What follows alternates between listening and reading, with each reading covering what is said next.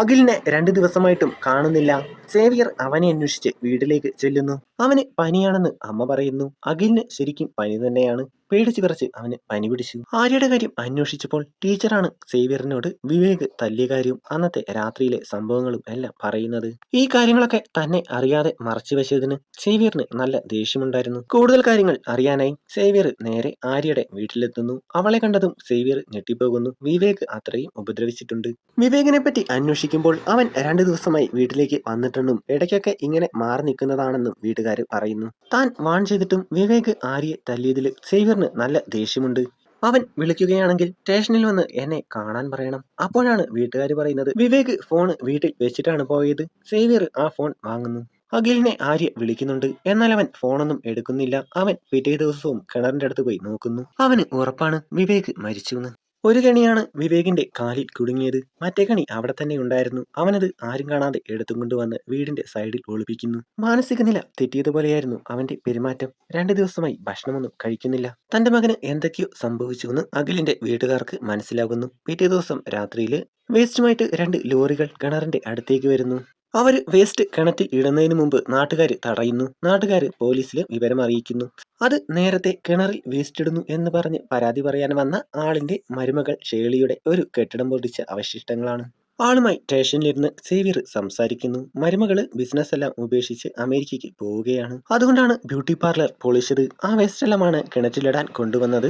അത് തന്നെയുമല്ല, ആ വേസ്റ്റ് എല്ലാം ഇട്ട് കിണറങ്ങ് മൂടുകയാണെങ്കിൽ അതിൽ പിന്നെ കോഴി വേസ്റ്റ് ഒന്നും ഇടാൻ ആരും വരില്ലല്ലോ. അത് തന്നെയാണ് നല്ലതെന്ന് സേവ്യറിനും തോന്നുന്നു. ആ സ്ഥലത്തിന്റെ ഉടമസ്ഥനെ വിളിച്ച് അവര് സംസാരിച്ചിട്ടുണ്ട്. തുടർന്ന് ലോറിയിലുണ്ടായിരുന്ന വേസ്റ്റ് എല്ലാം ഇട്ട് കിണർ മൂടുന്നു. എന്നാൽ ഇതെല്ലാം കണ്ടുകൊണ്ട് അഖില് നിൽപ്പുണ്ടായിരുന്നു. ഇപ്പോഴും നല്ല പേടിയുണ്ടവന്. ആരോടും സംസാരിക്കാറില്ല. ആര്യ വിളിച്ചാൽ പോലും അവൻ ഫോൺ എടുക്കാറില്ല. പേടി കാരണം ഒരിക്കൽ അവൻ തലകറങ്ങി ക്ലാസ്സിൽ വീഴുന്നുണ്ട്. എന്നാൽ എല്ലാവരും വിചാരിക്കുന്നത് അവന്റെ പനിയും ക്ഷീണവും കൊണ്ടാണെന്ന്.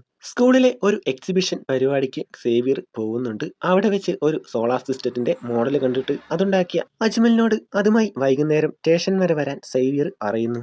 അങ്ങനെ വൈകുന്നേരം അജ്മൽ അതുമായിട്ട് സ്റ്റേഷനിലേക്ക് വരുന്നു. എല്ലാം നല്ലതുപോലെ കണ്ട ശേഷം അതിനുള്ളിൽ നിന്നും ഒരു സാധനം എടുത്തിട്ട് ഇത് നിനക്ക് എവിടെന്നാ കിട്ടിയെന്ന് സേവ്യർ ചോദിക്കുന്നു.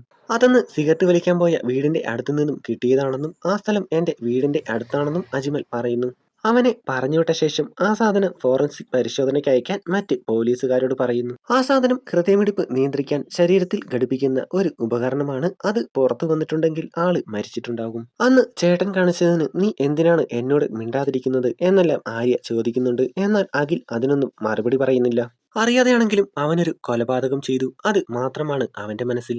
ആര്യ ഈ കാര്യം ടീച്ചറിനോട് പറയുന്നു. അഖിലിന് എന്തോ സംഭവിച്ചിട്ടുണ്ട്. അവനെന്തോ മാറ്റമുള്ള പോലെ. അമ്പലത്തിലെ ഉത്സവമാണ്. എല്ലാം കഴിഞ്ഞ് ആളുകൾ പിരിഞ്ഞു പോകുമ്പോൾ ഒരാൾക്ക് ഒരു പേഴ്സ് കിട്ടുന്നു. ആളത് സേവ്യറിനെ ഏൽപ്പിക്കുന്നു. അത് തുറന്ന് സേവ്യർ ശരിക്കും ഞെട്ടിപ്പോകുന്നു. അത് വിവേകിന്റെ പേഴ്സാണ്. അവനെന്തോ അപകടം സംഭവിച്ചു എന്ന് മനസ്സിലാകുന്നു. ഇതിനിടയ്ക്ക് അമ്പലത്തിലെ ആ പരിപാടിയുടെ ഇടയിൽ വെച്ച് അഖില് ബോധം കെട്ട് വീഴുന്നു. അവനെടുത്ത് സേവ്യർ നേരെ ആശുപത്രിയിലേക്ക് പോകുന്നു. വിവേകിന്റെ പേഴ്സിൽ നിന്നും അവൻ ബാറിൽ പോയതിന്റെ ബില്ലെല്ലാം കിട്ടുന്നുണ്ട്. അഖിലിനെ ട്രിപ്പെല്ലാം ഇട്ട് അവനെ വീട്ടിലേക്ക് കൊണ്ടുപോകുന്നതിന്റെ ഇടയിൽ സേവ്യർ മറ്റു പോലീസുകാരോട് പറയുന്നു, നമുക്ക് ഈ ബാറിൽ പോയി ഒന്ന് അന്വേഷിക്കണം. ഇതെല്ലാം കേട്ട് പുറകിലിരുന്ന അഖില് ശരിക്കും പേടിക്കുന്നുണ്ട്.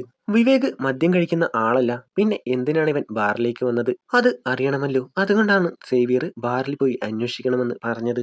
അവൻ അടുപ്പിച്ച് 7 ദിവസം ബാറിലേക്ക് വന്നിട്ടുണ്ട്. അത് പുറത്തെ CCTVയിൽ നിന്ന് മനസ്സിലായി. എന്നാൽ അകത്തുള്ള CCTV വർക്കിംഗ് അല്ലായിരുന്നു. എന്നാൽ ഈ 7 ദിവസവും ബാറിനുള്ളിലെ സ്റ്റാഫ് ആരും അവനെ കണ്ടിട്ടില്ല. ഒരു ദിവസം മാത്രം ഒരു കുപ്പി വാങ്ങിയെന്ന് ഒരു സ്റ്റാഫ് പറയുന്നു. ബാറിലേക്ക് വരുമ്പോൾ വിവേകിന്റെ കയ്യിൽ ഒന്നുമില്ല. എന്നാൽ തിരിച്ചിറങ്ങി പോകുമ്പോൾ 7 ദിവസവും അവന്റെ കയ്യിലൊരു ബാഗ് ഉണ്ടായിരുന്നു. ബാറിന്റെ സൈഡിലെല്ലാം സേവ്യർ പരിശോധിക്കുന്നു. അപ്പോഴാണ് അജ്മൽ അവനെ വിളിക്കുന്നത്. നീ എന്താണ് ഇവിടെ എന്ന് ചോദിക്കുമ്പോൾ ഇതെന്റെ വീടാണെന്ന് അജ്മൽ പറയുന്നു. അവനും ബാക്കിയുള്ള പോലീസുകാരും അജ്മലിന്റെ വീട്ടിൽ പോയി അവനുമായി സംസാരിക്കുന്നു. അന്ന് അവൻ പറഞ്ഞില്ലേ അവന്റെ വീടിന്റെ മുകളിലൂടെ ഒരാൾ പോകുന്ന കണ്ടുവെന്ന്. സേവ്യർ അവിടെയെല്ലാം പോയി പരിശോധിക്കുന്നു. ഒരു പോലീസുകാരനെ കൊണ്ട് ആ സൺഷെയ്ഡ് വഴി നടത്തിക്കുന്നു. അയാൾ നടന്നു ചെന്നത് ഷേർലിയുടെ ബ്യൂട്ടി പാർലർ പൊളിച്ച സ്ഥലത്തേക്കാണ്. അപ്പോഴാണ് ഫോറൻസിൽ നിന്ന് കോള് വരുന്നത്. ആ ഫേസ് മേക്കർ 20-25 വയസ്സുള്ള ഒരു പെൺകുട്ടിയുടേതാണ്. അതിനുള്ളിലെ നമ്പർ വെച്ച് അത് ആര് ഉപയോഗിച്ചതായിരുന്നു എന്ന് പോലീസുകാർക്ക് മനസ്സിലാകുന്നു. ആ അഡ്രസ് അന്വേഷിച്ച് അവർ പോകുമ്പോഴാണ് അത് ബെക്സിയുടെ വീടാണെന്ന് മനസ്സിലാകുന്നത്. പോലീസുകാര് നമ്പർ പ്ലേറ്റ് ഇല്ലാത്തതിന് ഒരു സ്കൂട്ടർ പിടിച്ചല്ലോ. ആ സ്കൂട്ടറും അവിടെ ഉണ്ടായിരുന്നു. അവള് ഉപയോഗിച്ചതാണ് ആ ഫേസ് മേക്കർ. അടുത്തുള്ള ആളോട് കാര്യങ്ങൾ ചോദിക്കുമ്പോൾ ഇവരെല്ലാം പുറത്താണെന്ന് അയാൾ പറയുന്നു. എന്നാൽ ബെക്സി മാത്രം ഇടയ്ക്ക് വരാറുണ്ടെന്നും. ക്രിസ്മസിന്റെ അന്ന് രാത്രിയിൽ ഇവിടെ കിടന്ന കാറിൽ നിന്നും അലാറം അടിക്കുന്നെന്നും അവിടെ നിന്ന് ആരോ ഓടിപ്പോകുന്ന കണ്ടെന്നും ഇയാൾ പറയുന്നു. കാറിന്റെ ക്യാമറ ചെക്ക് ചെയ്യുമ്പോൾ അതിൽ ബെക്സി സ്കൂട്ടർ എടുത്ത് പോകുന്നത് കാണാം. എന്നാൽ കുറെ കഴിഞ്ഞ് സ്കൂട്ടർ തിരിച്ചു കൊണ്ടുവന്ന് വെക്കുന്നത് വിവേകാണ്. വെപ്രാളത്തിനിടയിൽ അവൻ ആ സ്കൂട്ടർ കാറിൽ ഇടിക്കുന്നു. അപ്പോഴാണ് അലാറം അടിച്ചത്. എന്നാൽ ബെക്സി കൊണ്ടുപോയ സ്കൂട്ടർ തിരിച്ചു കൊണ്ടുവന്ന് വെച്ചത് വിവേകാണ്. സ്കൂട്ടർ കൊണ്ടുപോയി വെച്ച് പിന്നീടുള്ള 7 ദിവസമാണ് അടുപ്പിച്ചവൻ ബാറിൽ പോയത്. പിന്നീട് അവനെയും കാണാനില്ല. വിവേകും ബെക്സിയും തമ്മിൽ എന്തോ ബന്ധമുണ്ടെന്ന് സേവ്യറിന് മനസ്സിലാകുന്നു. അതിനായി അവളുടെ ബാങ്ക് ഡീറ്റെയിൽസ് പരിശോധിക്കുന്നു. അതിൽ ഫേസ് മേക്കർ വാങ്ങാൻ വലിയൊരു ട്രാൻസാക്ഷൻ നടന്നിട്ടുണ്ട്. പിന്നെയുള്ളത് ഷേർലിയുടെ അക്കൗണ്ടിലേക്കുമാണ് ഒരു 3 കോടി. എന്നാൽ വിവേകുമായി ബന്ധമുണ്ടെന്ന് തെളിയിക്കുന്ന ഒരു തെളിവും കണ്ടെത്താനായില്ല. നാട്ടിൽ ബെക്സിക്ക് ഏറ്റവും കൂടുതൽ ബന്ധം ഷേർലിയുമായിട്ടാണ്. അവരുടെ ആ ബ്യൂട്ടി പാർലറിന്റെ അവിടെ നിന്നാണ് ഫേസ് മേക്കർ കിട്ടിയതും. അവള് മരിച്ചിട്ടുണ്ടെങ്കിൽ അത് അവിടെ തന്നെയാകും. ബെക്സി ഷേർലിക്ക് എന്തിനാകും 3 കോടി രൂപ കൊടുത്തിട്ടുണ്ടാവുക? അതിനെപ്പറ്റി അവർ അന്വേഷിക്കാൻ തുടങ്ങി. ആ അന്വേഷണം ചെന്നെത്തിയത് വിവേക് ഡ്രൈവറായി ജോലി ചെയ്തിരുന്ന ആളിന്റെ അടുത്താണ്. ആൾക്ക് കുറെ കടങ്ങളുണ്ടായിരുന്നു. അതെല്ലാം തീർക്കാനുള്ള പൈസ ഷേർലിയാണ് കൊടുത്തത്. അതിനാണ് ഷേർലി ബെക്സിയുടെ കയ്യിൽ നിന്നും പൈസ വാങ്ങിയത്. പിന്നീട് ആ പൈസ തിരിച്ച് കൊടുക്കാതിരിക്കാൻ വേണ്ടിയാകും വിവേകിനെ ഉപയോഗിച്ച് ബെക്സിയെ കൊന്നിട്ടുണ്ടാവുക. എന്നാൽ എത്ര ചോദ്യം ചെയ്തിട്ടും ആള് ഒന്നും സമ്മതിക്കുന്നുണ്ടായിരുന്നില്ല. സേവ്യർ ബ്ലെസ്സിയുടെ അമ്മായിച്ചന്റെ അടുത്തേക്ക് പോകുന്നു. അവിടെ ചെന്ന് കാര്യങ്ങളെല്ലാം പറയുന്നു. ബെക്സിയെ പറ്റി വിവരമൊന്നുമില്ല. അവള് മരിച്ചിട്ടുണ്ടാകും. ആ മരണത്തിൽ ഷേർലിക്കും പങ്കുണ്ടാകുമെന്ന് സേവ്യർ പറയുന്നു. സേവ്യർ പറഞ്ഞതനുസരിച്ച് ആള് മകനെയും മരുമകൾ ഷേർലിയെയും ഇങ്ങോട്ട് വിളിക്കുന്നു. അമ്മയ്ക്ക് സുഖമില്ല എന്ന് പറഞ്ഞ്. അവര് വന്നപ്പോൾ തന്നെ സേവ്യർ അവരെ എയർപോർട്ടിൽ നിന്നും നേരെ സ്റ്റേഷനിലേക്കാണ് കൊണ്ടുവന്നത്. ബെക്സിയെ പറ്റി ചോദിച്ചപ്പോൾ അവള് കാനഡയ്ക്ക് പോയിട്ടുണ്ടാകും എന്നാണ് ഷേർലി പറഞ്ഞത്. അവൾ അവിടേക്കൊന്നും പോയിട്ടില്ല, ഞങ്ങൾ അന്വേഷിച്ചതാണെന്ന് സേവ്യർ പറയുന്നു. മാത്യൂസുമായി നിങ്ങൾക്ക് എന്താണ് പരിചയം? എന്തിനാണ് ആൾക്ക് ക്യാഷ് കൊടുത്തതെന്ന് സേവ്യർ ചോദിക്കുന്നു. ഞാനും ആളും തമ്മിൽ ചെറിയൊരു അടുപ്പത്തിലാണ്. ആൾക്ക് ക്യാഷിന് ആവശ്യമുണ്ടായിരുന്നു, അതുകൊണ്ടാണ് ഞാൻ കൊടുത്തത്. ഈ സമയം അഖിലിന്റെ വീട് കാണിക്കുന്നു. അവൻ അവന്റെ അച്ഛനെ പിടിച്ച് സങ്കടത്തോടെ കരയുകയാണ്. പിറ്റേ ദിവസം സ്കൂൾ വിട്ട് വരുന്ന വഴിക്ക് അവൻ കൂട്ടുകാരനെ വീട്ടിലേക്ക് വിളിക്കുന്നു. വീട്ടിലെത്തി അവനോട് നടന്ന കാര്യങ്ങളെല്ലാം അഖില് പറയുന്നു. അവൻ അറിയാതെയാണെങ്കിലും ഒരു കൊലപാതകം ചെയ്തിരിക്കുന്നു. ഇത് തങ്ങളുടെ കയ്യിൽ നിൽക്കുന്നതല്ലെന്ന് മനസ്സിലായ കൂട്ടുകാരൻ ടീച്ചറോട് ഈ കാര്യം പറയുന്നു. ടീച്ചർ സേവ്യർ സാറിനോട് ഈ കാര്യം പറയണം, എനിക്ക് സാറിനോട് ഈ കാര്യം പറയാൻ പറ്റില്ല എന്ന് അഖില് പറയുന്നു. പിന്നീട് പോലീസ് സ്റ്റേഷനാണ് കാണിക്കുന്നത്. സേവ്യർ ഷേർലിയെ നല്ലതുപോലെ ചോദ്യം ചെയ്യുകയാണ്. അവസാനം അവൾ എല്ലാ സത്യങ്ങളും തുറന്നു പറയുന്നു. ക്രിസ്മസിന്റെ അന്ന് രാത്രിയിൽ ബെക്സി ഷേർലിയുടെ ബ്യൂട്ടി പാർലറിലേക്ക് വരുന്നു. അവൾ വരുമ്പോൾ അവിടെ നിന്ന് മാത്യൂസ് ഇറങ്ങിപ്പോകുന്നതാണ് കാണുന്നത്. തന്റെ ക്യാഷ് എപ്പോൾ തരുമെന്ന് ബെക്സി ഷേർലിയോട് ചോദിക്കുന്നു.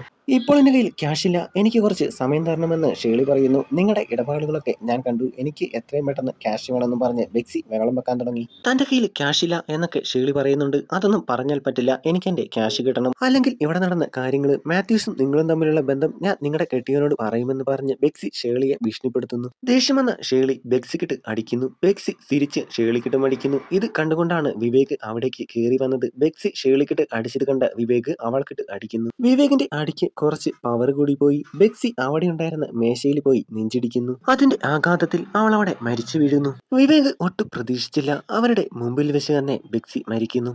എന്നാൽ ഷേർലിക്ക് പേടിയൊന്നും ഉണ്ടായിരുന്നില്ല. അവള് വിവേകിനോട് പറയുന്നു, നീ ഇവളുടെ വണ്ടി കൊണ്ടുപോയി അവളുടെ വീട്ടിൽ വെക്കാൻ. അവൻ പോയതും ബ്യൂട്ടി പാർലറിൽ ആവശ്യത്തിന് വെച്ചിരുന്ന രാസവസ്തു എടുത്ത് ബാത്ത് ടബിലേക്ക് ഒഴിക്കുന്നു. എന്നിട്ട് ബെക്സിയുടെ ബോഡി എടുത്ത് അതിലേക്ക് ഇടുന്നു. എന്നിട്ട് അതിന് തീ കൊളുത്തി ആ ബോഡി അവിടെയിട്ട് കത്തിക്കുന്നു. ബോഡി കത്തിക്കഴിഞ്ഞാലും ബാക്കിയുണ്ടായിരുന്ന അവശിഷ്ടങ്ങളും എല്ലുകളും ഷേർലി കുറെ ബാഗുകളിലായി നിറയ്ക്കുന്നു. എന്നിട്ട് വിവേകിനെ വിളിച്ച് ഓരോ ദിവസവും വന്ന് ഈ ബാഗുകൾ എടുത്ത് എവിടെയെങ്കിലും കൊണ്ടുപോയി കളയാനും അത് എന്നോട് പറയണ്ടെന്നും ഷേർലി പറയുന്നു. ഇവിടുന്ന് ബാഗുമായി ഇറങ്ങിപ്പോകുന്നത് ആരെങ്കിലും കണ്ടാലോ എന്ന് വിചാരിച്ചാണ് വിവേക് ബാറിലേക്ക് വന്നതും അതിന്റെ പുറകിലൂടെ സൺഷെയ്ഡിലൂടെ ഇവിടേക്ക് വന്നതും. എന്നാൽ ബാറിലേക്ക് വെറും കൈയോടെ വരുന്നതും തിരിച്ചിറങ്ങി പോകുമ്പോൾ കയ്യിൽ ബാഗുമായിട്ട് പോകുന്നതും അവിടുത്തെ CCTVയിൽ പതിയുമെന്ന് അവൻ ഓർത്തിട്ടുണ്ടാവില്ല. ഷേർലി അങ്ങനെ കാര്യങ്ങളെല്ലാം തുറന്നു പറയുന്നു. എന്നാൽ ബാഗുമായി പോയ വിവേക് പിന്നെ എവിടേക്ക് പോയെന്ന് ആർക്കും അറിയില്ല. അവന്റെ പേഴ്സ കിണറുള്ള പറമ്പിന്റെ സൈഡിൽ നിന്നാണ് കിട്ടിയത്. സേവ്യറും എല്ലാരും കൂടി കിണറിലുണ്ടായിരുന്ന വേസ്റ്റ് എല്ലാം മാറ്റുന്നു. അവിടെ നിന്നും ബെക്സിയുടെ ശരീരാവശിഷ്ടങ്ങൾ കിട്ടുന്നു. അപ്പോഴാണ് സേവ്യറിന്റെ ഫോണിലേക്ക് ടീച്ചർ വിളിക്കുന്നത്. ടീച്ചർ കാര്യങ്ങളെല്ലാം പറയുന്നു. അറിയാതെയാണെങ്കിൽ കൂടി അഖിലും ഈ കേസിൽ പെട്ടിരിക്കുന്നു. ഫോണിൽ സംസാരിക്കുന്നതിന്റെ ഇടയിൽ വിവേകിന്റെ ബോഡിയും കിണറ്റിൽ നിന്ന് കിട്ടുന്നു. അഖിൽ വെച്ച കെണി വിവേകിന്റെ കാലിൽ തന്നെയുണ്ട്. എല്ലാം കണ്ട് സേവ്യർ അവിടെ നിന്നും വണ്ടിയിൽ കയറി പോകുന്നു. അഖിലിന്റെ വീട് കാണിക്കുന്നു. വീട്ടുകാരെല്ലാം അഖിൽ ചെയ്ത കാര്യങ്ങൾ അറിഞ്ഞ് സങ്കടപ്പെട്ടിരിക്കുകയാണ്. സേവ്യർ നേരെ അവിടേക്കാണ് വന്നത്. എന്തൊക്കെയാണെങ്കിലും അഖിൽ ചെയ്തത് ഒരു കുറ്റമാണ്, അതുകൊണ്ട് തന്നെ അവനെ അവിടെ നിന്നും കൂട്ടിക്കൊണ്ടുപോകുന്നു. അഖിലിന് ശിക്ഷ കിട്ടി. അവൻ ജുവനൈൽ ഹോമിലാണ്. അവിടെയും സേവ്യർ സ്റ്റാർ ട്യൂഷൻ എടുക്കാൻ ചെല്ലാറുണ്ട്.